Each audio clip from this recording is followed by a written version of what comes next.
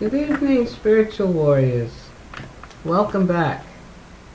We had a little vacation, time off, to take care of some important things, but I hope all of you are back, and I hope you enjoyed your holidays, and we're back to our spiritual warriorship. Classes, discussions, to follow the understanding Bhakti Tirtha Swami gave us. Tonight we're going to be discussing from Spiritual Warrior 4, Conquering the Enemies of the Mind. If I was in a testing mood, I would ask you, what other chapters have we discussed and gone through in Spiritual Warrior 4? You think on that. I'm not going to give you a test on that, but we're going to go to another chapter in the book tonight. But first, I'd like to remind us that Bhakti Tirtha Swami reminds us that the path of a spiritual warrior is not an easy path.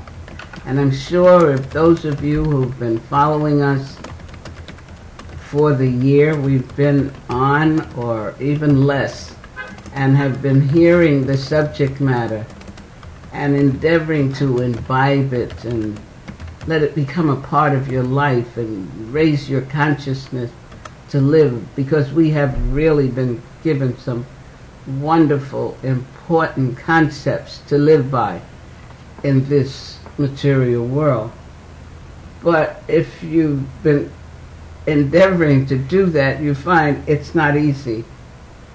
But the path, as he says, demands courage, determination, discipline, intense compassion, and unconditional love. And it also requires an understanding that this world is not our home.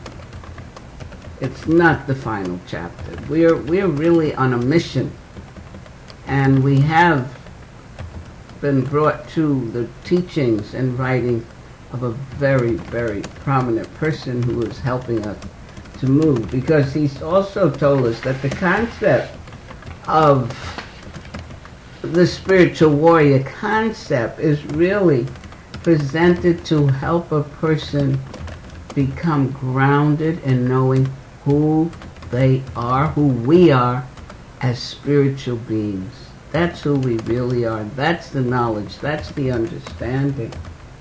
And as we get that, the concept is also to help us cope with life in trying times, and that we can all agree in this material world.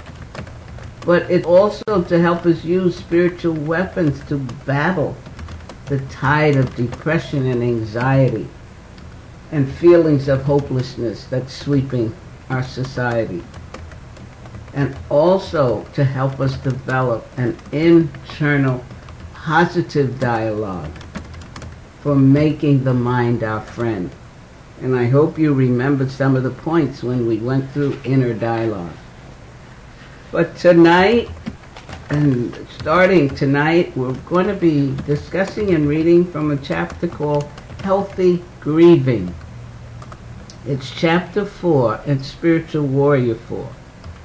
And don't forget, if you don't have any of these Spiritual Warrior books, or you don't have this one, they can be purchased on Krishna.com store, through Krishna.com store. And why did I choose this particular chapter? Because I tell you the truth, I don't remember where we left off before I went away. I'm hoping I concluded a chapter. If I left any of you hanging, then you write it to me and we can always go back and complete it. But I want to do this because even in this time in the material world, there's much grieving. People are grieving. They've lost jobs. People are losing their homes. People are having health problems and can't afford health care and all. So there's a lot of grieving. And of course, people are losing people and losing loved ones. That's where I've been for 2 weeks, as my daughter, who had cancer, I think I had mentioned her before, has left her body and is now, as I tell everybody, she's in a better place than any of us. So I spent the time with her, and she was ready to leave and left very peacefully. And yet I'm feeling all right about it. I feel she's in good care now, her soul. But somehow was guided to, let's study this together, okay? What comes to mind is a story we used to hear of an elderly lady, or a lady, who lost her son. He passed away, he died. And she went to a sage who was known for high qualities of doing things to ask him to bring her son back. And he told her to go to the village, and when she finds someone who hasn't had lost anybody or had somebody die, then come back and he would help her. And you know what happened. She went from door to door, the entire village. And there wasn't a family or anyone who had not lost someone. So the losing or the leaving is also a part of living. So let's see what Bhakti Tirtha Swami has to say on healthy grieving. He begins by quoting from Srimad Bhagavatam, ancient scriptures. Srimad Bhagavatam, Canto 5, Chapter 11, verse 16. The soul's designation, the mind, is the cause of all tribulations in the material world. As long as this fact is unknown to the conditioned living entity, he has to accept the miserable condition of the material body and wander within this universe in different positions. Because the mind is affected by disease, lamentation, illusion, attachment, greed, and enmity, it creates bondage and a false sense of intimacy within this material world. Healthy grieving. He states that we want to examine the topic of grief or lamentation as a way to work on ourselves. There it is again. How many times as we've been studying, he reminds us we have to work on ourselves. And he's saying the topic of grief or lamentation as a way to work on ourselves and also to help other people through periods of crisis. As we become more sensitive to some of these issues, we will be able to offer some solace to others. Understanding grief will also assist us in the development of healthy families and community, and will increase our ability to ward off some of the negativity currently bombarding the planet. Spiritualists often fall into deeper states of grieving than the materialists. Listen to this. I found this section very, very awakening for me. Spiritualists often fall into deeper states of grieving than the materialists, which may sound very strange. Why should people who have higher understanding about life often grieve more than the materialists or atheists? This occurs because spiritualists often categorize grief as improper or bad, which only compounds the situation when they do fall into a state of grief or pain. You understand that? Consequently, not only do they lament over a trauma or loss, but they also feel anxiety due to their low state of consciousness. In some cases, a person may fail. Excuse me. In some cases, a person may fail to actively follow their vows and commitments which make up their identity. That can happen very easily in this material world sometimes. We get so involved in the material energy and run, do, that we forget that we made vows. Those of us who took initiation, one vow was to chant 16 rounds every day for the rest of our life. So some people may fail to actively follow their vows and commitments, which make up their identity. Therefore, they not only grieve over the tragedy, but they also lament due to their low standard of consciousness and behavior. It's interesting how he mentioned that twice with spiritualists, addressing spiritualists. Spiritualists, again he uses that word, may have some anxiety because they have the knowledge, but cannot seem to act upon what they know. That's very, very interesting. Spiritualists may have some anxiety because they have the knowledge, but cannot seem to act upon what they know. What I found interesting about that, he did not say a spiritual warrior. He's saying spiritualists, people who are studying and practicing spiritual concepts and programs. He gives an example. A very knowledgeable lawyer might know all the rules and have mastered all the techniques of presentation, but somehow he still loses the case.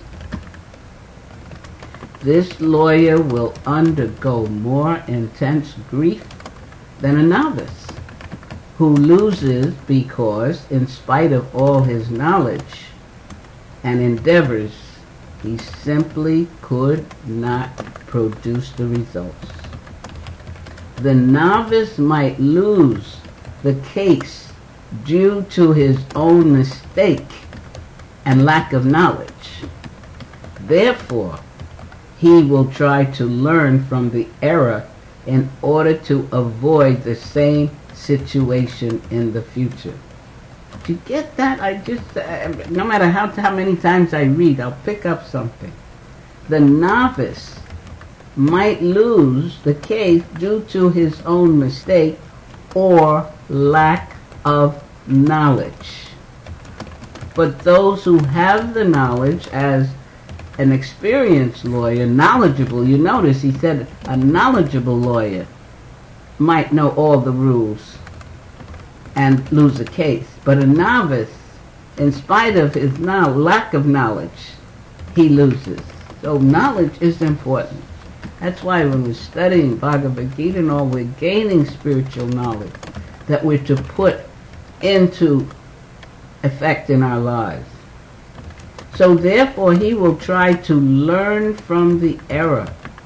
You learn from your errors in order to avoid the same situation in the future. And if you notice that the same error is happening over and over, it's saying you haven't learned your lesson yet. And as we spoke in one of our books, that there's a lesson in every situation. He goes on, his grief, that's the novice, will not be as intense as the expert lawyer who had all the knowledge and skill within him but simply could not transmit it in a sufficient way.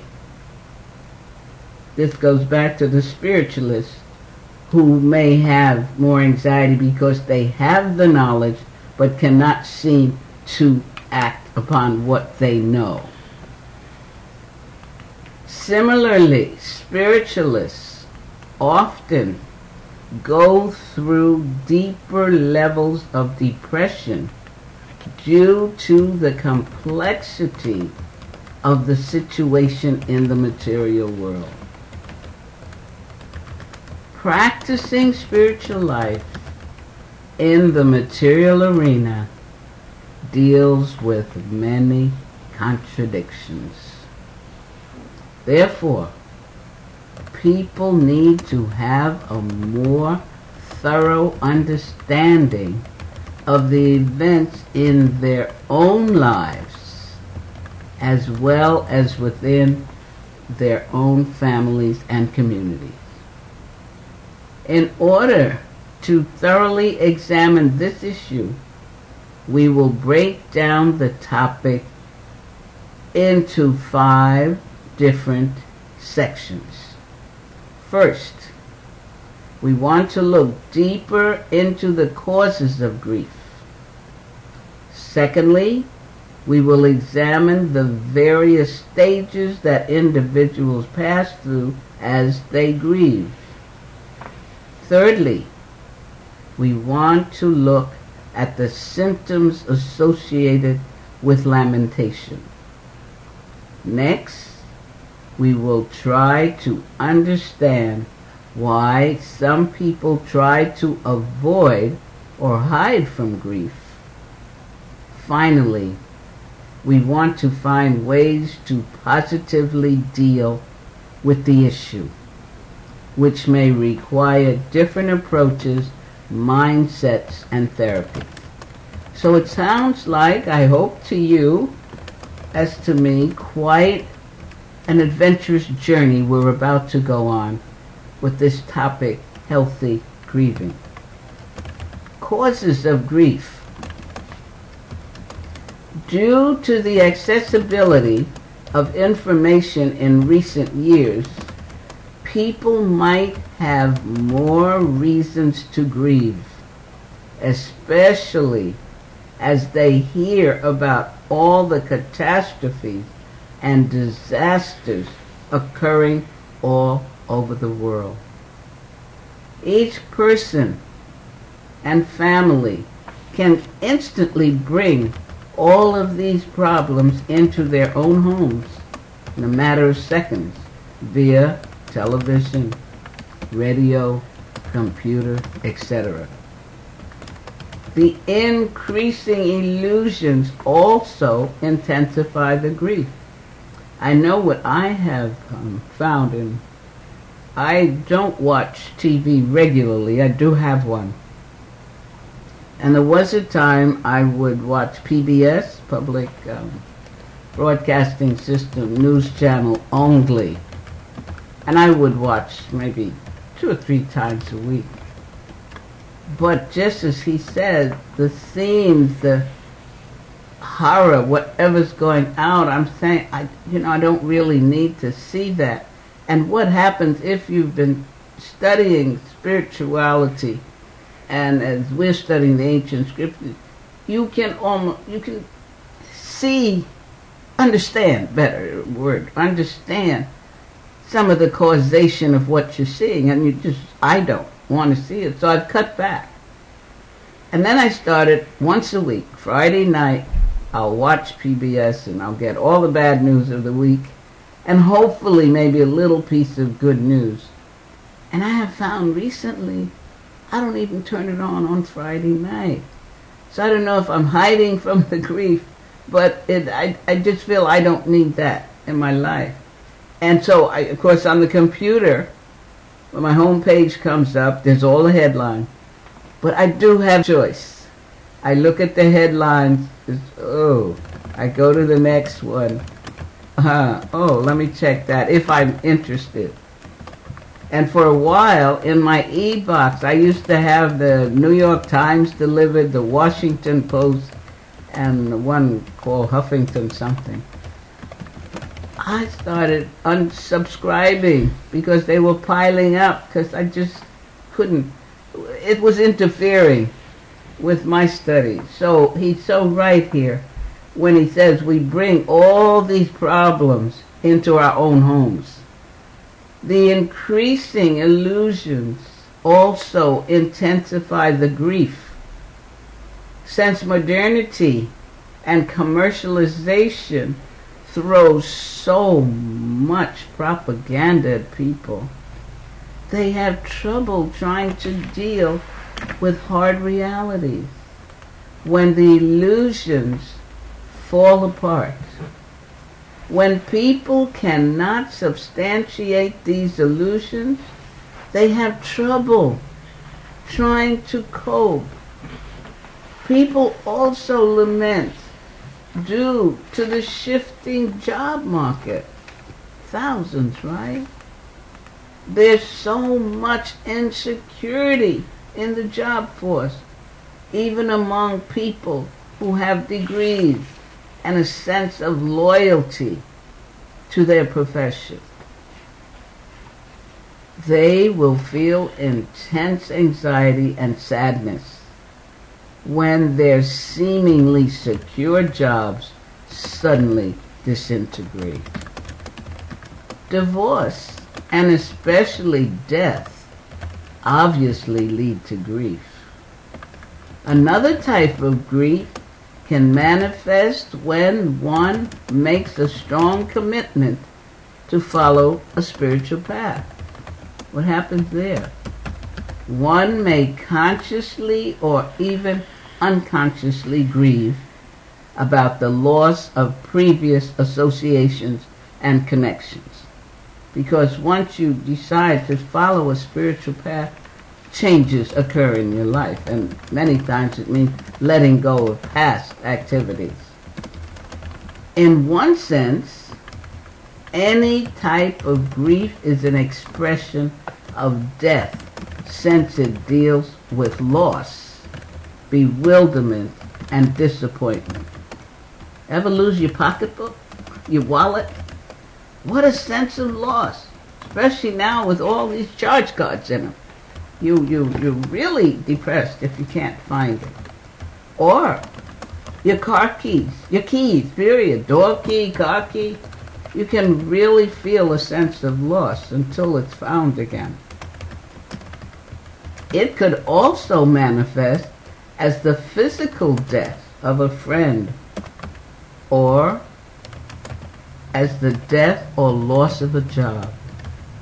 Divorce, or another type of fragmentation, can lead to the death of a relationship.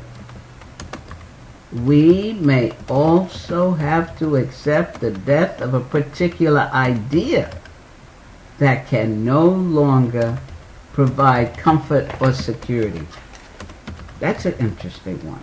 You grieve because you had this great idea. You were going to do this and put this into, and you had to let it go because it wasn't practical or it just wouldn't work at that time. And people, as he said, it's like death. People even grieve due to the loss of their youth and beauty. And isn't the commercial companies making quite a bit of money on people grieving over what they feel is the loss of their youth, which is a part of the process of living in this material world. They lament as their intelligence slowly diminishes.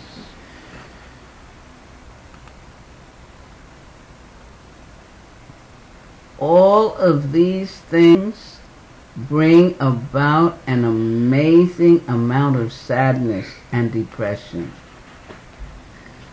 Of course, perpetual grief can crystallize into an intense mood of extreme or chronic depression. The scriptures also describe the unlimited cause of misery and lamentation. He's going to give us a purport now from another Srimad Bhagavatam, Canto 3, Chapter 28, Text 32. It describes how the miseries in the material world lead to intense lamentation.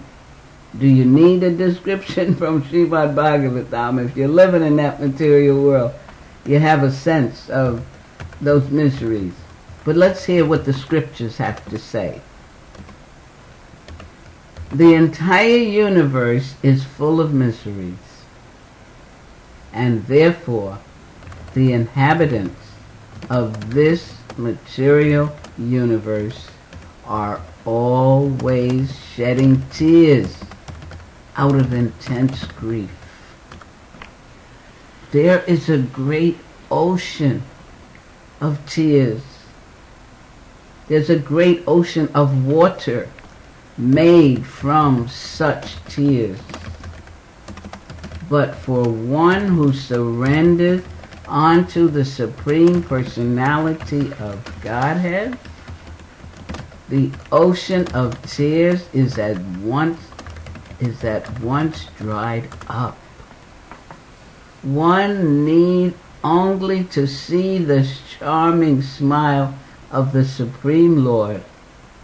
In other words, the bereavement of material existence immediately subsides when one sees the charming smile of the Lord. And if you study these scriptures, Bhagavad Gita or Srimad Bhagavatam, you remind yourself, be reminded of that and be able to bring it back to you. In spite of the miseries and disappointments that lead to fear and grief, if we can somehow take shelter of the wonderful love and beauty of the Lord, then the dualities of the material world will not influence us to the same extent. He reminds us again that in the second chapter of Bhagavad Gita, Arjuna falls into an overwhelming state of bewilderment that literally brings him to tears. Remember, if you've read Bhagavad Gita recently,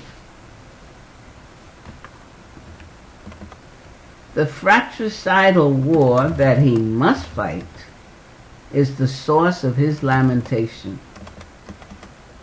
Now, while Krishna drives his chariot on the battlefield of Kurukshetra, and here again, if you're studying this ancient scripture, to see how loving and caring and compassionate Krishna is, that he takes the role of a chariot driver to help his devotee. That's reciprocation in love. Arjuna sees great devotees such as Grandfather Bhishma Dev and Dronacharya, his one worshipful elders and teachers. He must confront this tremendous challenge. That sentence was important to me and for all of us in this material world. And if we're studying to be spiritualists, spiritual warriors, if we're endeavoring for a higher understanding of life and all, we're still going to be confronted with tremendous challenges. And we're given that example in Bhagavad Gita in the first 2 chapters with Arjuna. But he tells us Arjuna must confront the tremendous challenge, which involves fighting his exalted superiors due to his duty as a Kshatriya or warrior. Arjuna does not see how any action will lead to a positive outcome. When we're in fear and doubt and confusion, our vision is blurred, our mind is not clear thinking. If he defeats his own family members through war and destruction, he will not find any happiness. On the other hand, if he just leaves the war and begs for his livelihood, it will only result in infamy. He would rather relinquish the benefits of the heavenly kingdom and material wealth than live with the anxiety and loss that comes from warfare. Therefore, Arjuna says in Bhagavad Gita, chapter 2, text 8, you've got your Bhagavad Gita, get them out and start reading it again. There's so much to help us become stronger spiritual warriors. Arjuna says, I can find no means to drive away this grief, which is drying up my senses. I will not be able to dispel it even if I win a prosperous, unrivaled kingdom on earth with sovereignty like the demigods in heaven. Now, due to his overwhelming grief, Arjuna searches for a way out. In his state of bewilderment, he cannot understand how a war against his own family members can be ethical or moral. The entire Bhagavad Gita begins with this dilemma. Arjuna sees no win situation and he cannot decide how to act. Several verses later, the Lord Krishna tells Arjuna, what does he tell him? While speaking learned words, you are mourning for what is not worthy of grief. Those who are wise lament neither for the living nor for the dead. If you have Bhagavad Gita, do go back and read that. This is chapter 2, text 11. Wonderful text, wonderful chapter. Even in the presence of real intelligence and spiritual understanding, a person is still confronted with many dilemmas. Even in the presence of real intelligence and spiritual understanding, a person is still confronted with many dilemmas. Issues will always confront us, but they do not disturb a wise person. In this verse, Krishna is basically asking Arjuna, are you really intelligent? Now, if someone said that to you, how would you feel? Now, this is Krishna himself speaking. Are you really intelligent? Arjuna seems to be speaking eloquent and profound words, like a wise man. But the meaning of his words does not indicate actual wisdom. Since his type of lamentation falls into the category of ignorance, Krishna helps him reflect more on real knowledge. There's that point about knowledge again. Remember when we were looking at the lawyer with knowledge if he loses a case, opposed to a neophyte lawyer due to lack of knowledge. So real knowledge is important. And that's what Krishna helps him deal with and reflect on in the Bhagavad Gita. The Lord explains that one who has a higher understanding does not lament, because such knowledge will help one understand why certain events unfold in a person's life and how to act accordingly. And this is important. I found this statement, I even highlighted it. But it means one has to study, one has to pay attention to what one is studying. And I keep going back to the 12 qualities of a spiritual warrior, which begins with sense control and mastery of the mind. If one works with that, controlling the senses and mastering the mind, one is open to gain the knowledge and understand the knowledge. This is very important, where Krishna explains that one who has a higher understanding, and we get that again through studying, through associating with spiritual people, through questioning and answering and discussing, hearing, chanting, and remembering. One who has a higher understanding does not lament, because such knowledge will help one understand why certain events unfold in a person's life and how to act accordingly. That's the point of gaining knowledge, through your spiritual studies and through hearing from your spiritual teachers and guides. He gives us one more purport from Srimad Bhagavatam, because it discusses another cause of lamentation. The purport, it states, the living entity sits in one place only. The causes of his bondage are two, namely lamentation and illusion.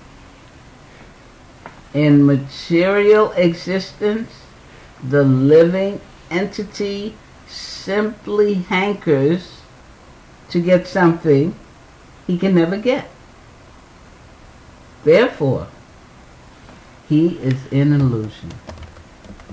As a result of being in this illusory situation, the living entity is always lamenting.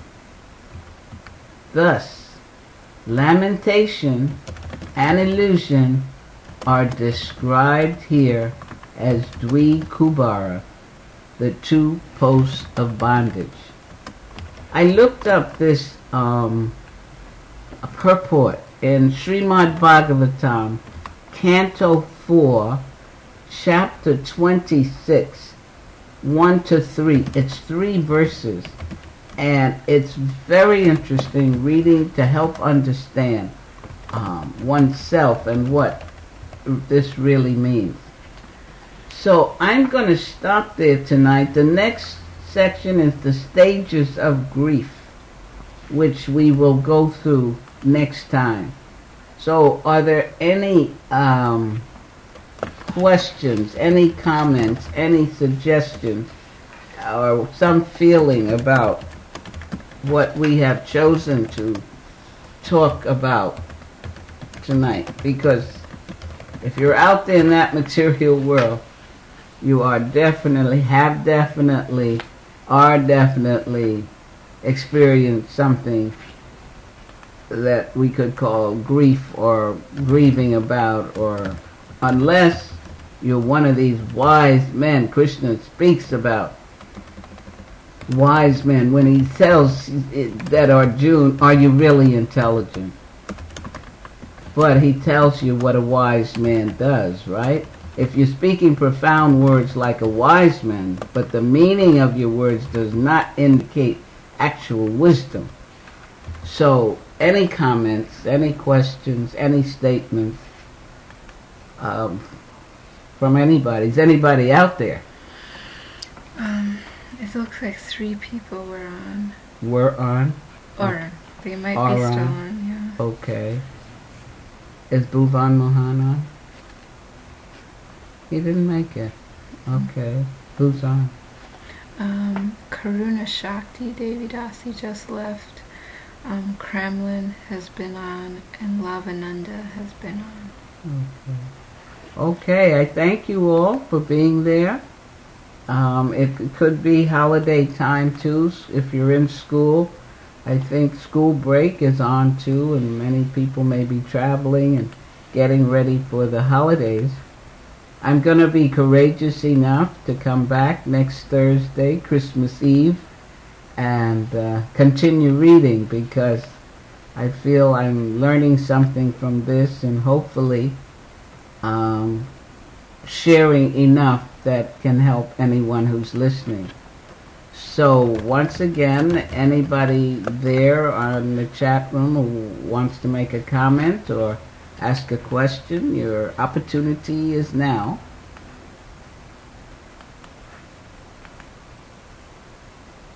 Anything? Okay. Then I thank you for coming. I appreciate your attendance. And let's look forward to next week and have a wonderful week. Hare Krishna.